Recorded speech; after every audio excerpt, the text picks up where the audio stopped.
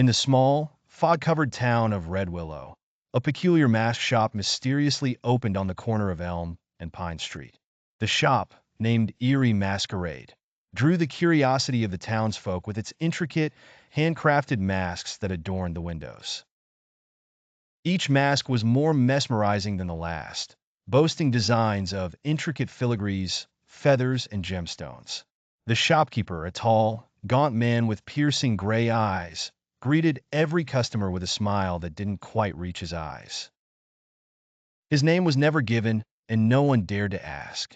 The moment the first mask was bought, whispers began. Mrs. Florence, the local librarian, purchased a beautiful Venetian mask.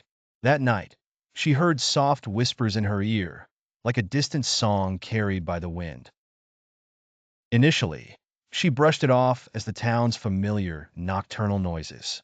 However, the whispers grew louder, more insistent, urging her to do unspeakable things.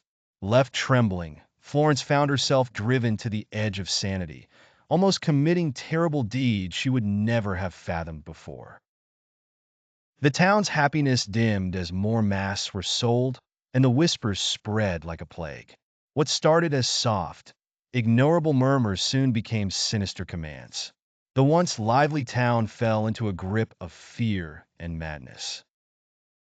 Among them, a young man named David, who had recently moved back to care for his ailing grandmother, noticed the change.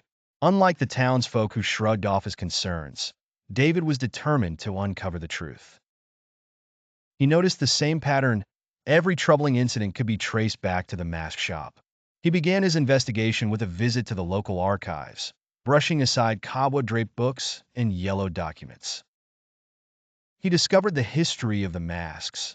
Centuries ago, an ancient entity known as Vespera, the Whisperer, had created them. Vespera fed on chaos and despair, transmitting her dark power through the masks. Those who wore the masks became her pawns, their minds twisted to her will. Realizing the immense danger, David knew he had to act fast. He concocted a plan to destroy Vespera's hold by gathering all the masks and burning them in a ritual mentioned in an old tome he found, the Reverie of Shadows. The ritual required courage, a pure heart, and something of great significance to sacrifice. David opted for his late mother's locket, the only memory of her that he had. That night, under a moonless sky, David gathered the masks secretly, one by one. At midnight, he lit a bonfire in the town square, reciting the incantations. As the flames engulfed the masks, the whispers turned into painful shrieks, and the formidable figure of Vespera momentarily appeared before vanishing into the flames. With her departure, the town was released from the malevolent grasp, the fog lifted, and a serene calmness returned.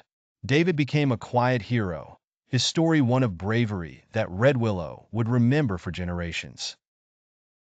The mask shop disappeared the following day as mysteriously as it had appeared, leaving nothing but charred ground where it once stood, serving as a grim reminder of the dark power contained within the whispering masks.